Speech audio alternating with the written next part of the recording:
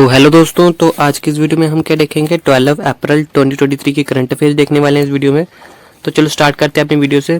सबसे पहला जो हमारा करंट अफेयर रहेगा वो क्या रहेगा, नेशनल न्यूज़ से रिलेटेड है। वो Tamil Nadu police higher training centre selected as the best training centre in the country. तो तमिलनाडु की जो पुलिस हायर लेवल की जो पुलिस ट्रेनिंग सेंटर है उसको इंडिया का सबसे बेस्ट ट्रेनिंग सेंटर बनाया गया है। ठीक है, पूरे इंडिया का बेस्ट सेंटर है। ठीक है, the union minister of home affairs has selected higher training of Tamil Nadu police department as the best training centre in the country and awarded with a trophy. और union minister of home affairs उन्होंने उसको select किया as a higher training centre of Tamil Nadu police department. उसको क्या दिया, एक trophy दी। Every year ministry of home affairs of the union government selects training centres for SIs with the best training structure in the country. हर साल क्या करती है यूनियन मिनिस्ट्री सब इंस्पेक्टर्स के लिए क्या करती है, बेस्ट ट्रेनिंग सेंटर्स देखती है कंट्री में, उनको सिलेक्ट करती है। Subsequently it has selected higher training centre of Tamil Nadu police department as the best training centre for SIs in the country for the year 2022। तो 2022 ईयर के लिए सबसे बेस्ट हायर ट्रेनिंग सेंटर जो कि पुलिस का है वो कौन सा रहा है, तमिलनाडु पुलिस डिपार्टमेंट रहा। ठीक है, ये 2022 का डाटा है। तो अगले साल 2023 का डाटा निकलेगा। ठीक है, तो नेक्स्ट देख लेते हैं। Integrated portal of central narcotics control unit launched. तो नारकोटिक्स ब्यूरो क्या हो गई, जो ड्रग्स से रिलेटेड जो भी मामले होते हैं उनको देखती है। तो central narcotics control centre integrated portal was launch in the presence of revenue secretary Shri Sanjay Malhotra, narcotics commissioner Shri Dinesh Kumar Bodh and the computer in chief NC director Shri Vinod Kumar and representatives of pharma industries and its share holders. तो एक type का portal बना दिया गया, central narcotics control unit launch. तो भी किसी को भी अगर नारकोटिक ब्यूरो के बारे में कोई भी अगर किसी के बारे में कंप्लेन करनी है, कोई इन्फॉर्मेशन चाहिए, क्या क्या चीज़ें चाहिए, तो उन्होंने अपना एक पोर्टल लॉन्च किया है।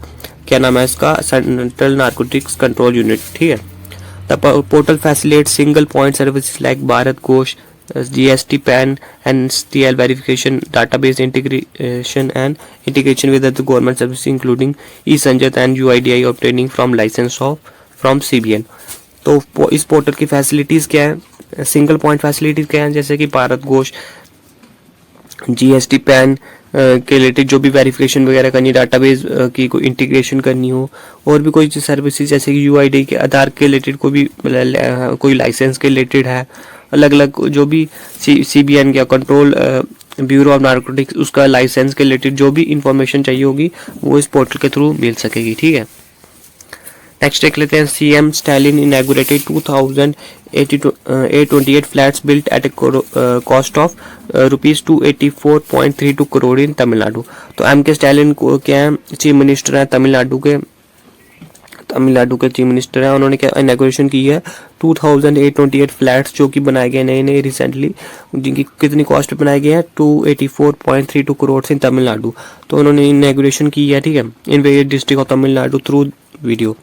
He also inaugurated buildings worth ₹171.3 crores on the behalf of Tamil Nadu Housing Board and office buildings constructed at a cost of ₹10.88 crore on the behalf of Urban Development Directorate in Salim Road and Coimbatore districts. Building renovated at a cost of 1.3 crores on the behalf of Tamil Nadu Cooperative Housing Corporation। तो ये अलग अलग उन्होंने buildings वगैरह अलग अलग districts की उन्होंने क्या कर दिया, इनॉग्रेशन की है। तो ठीक है, नेक्स्ट करंट अफेयर देख लेते हैं। Pattu Devanand sworn as Madras high court जज। जो पट्टू देवानंद है उनको justice Pattu Devanand as the जज ऑफ मद्रास हाई कोर्ट, उनको क्या बना दिया गया, जज बना दिया गया इसका मद्रास हाई कोर्ट का। Presiding chief justice T Raja administer the oath to him.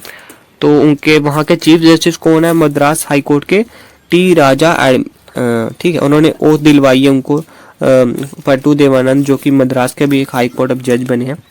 Justice Pattu Devanand has adjudicated more than 8000 cases in its short tenure as a जज of the Andhra high court. पहले वो आंध्रा हाई कोर्ट के जज थे, उन्होंने कितने जजमेंट दे चुके हैं अब तक, 8000 केसेस उन्होंने जजमेंट दे चुके हैं। ठीक है, later while giving his acceptance speech he said the discussions held by Ambedkar and Periyar played a major role in framing the constitution and Madras High Court jurists play a major role in framing various laws in the country। तो उन्होंने last में बताया कि जो अंबेडकर और पेरियार ने बहुत important role play किया है किसमें, हमारे कॉन्स्टिट्यूशन को बनाने में, और जो भी लॉज हैं कंट्री के, जो भी आर्टिकल्स हैं, सबसे मेन इंपॉर्टेंट किसका बताया है उन्होंने, अंबेडकर और पेरियार का। ठीक है, नेक्स्ट देख लेते हैं, Indian ambassador to US receive Sikh hero award. तो जो India's top ambassador to US, India के जो सबसे टॉप एम्बेसडर है किसके लिए, यूएस के लिए, उनका क्या नाम है, तरनजीत सिंह संधू। उनको क्या अवार्ड किया गया as a Sikh hero award along with many other eminent Sikh Americans received the Sikh hero award from Sikh to America. और बहुत सारे जो सिख्स हैं जो कि अमेरिका में हैं उनको क्या दिया गया, सिख हीरो अवार्ड दिया गया, किसकी तरफ से, अमेरिका की तरफ से। Taranjit Singh Sandhu was targeted by Khalistan supporters at the Indian embassy in the US. तो उनको टारगेट भी किया गया था, ये खालिस्तान से हैं, जैसे कि ये जो भी रिसेंटली न्यूज़ में चल रहे हैं, तो उनको खालिस्तान से भी क्या कर दिया गया था, ऐसे टारगेट किया गया था एम्बेसी इन यूएस पे। India's top deployment to the US received the award days after violence erupted by a small group of pro-Khalistan supporters at the Indian embassies in the US। तो उनको क्या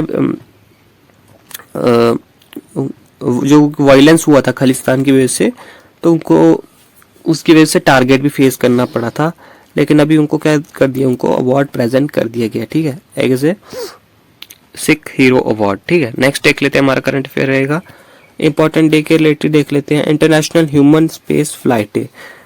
तो 12 April को क्या celebrate किया जाता है, as a international human space flight day. International Human Space Flight Day has been declared on 12 April every day to celebrate the beginning of space age for mankind internationally। तो ये इसलिए celebrate किया जाता है क्योंकि इसी दिन क्या हुआ था, जो ह्यूमंस थे वो क्या गए थे, स्पेस में गए थे। ठीक है, 12 अप्रैल को ही स्पेस में गए थे, तो उसी याद के लिए उसको डे के लिए सेलिब्रेट किया जाता है, international human space flight day. ठीक है, तो इसी के साथ हमारे करंट अफेयर खत्म होते हैं आज के। आई होप ये वीडियो आपको अच्छी लगी होगी, अगर अच्छी लगी होगी अपने दोस्तों के साथ शेयर करें इस वीडियो को। Thank you for watching the video, thanks.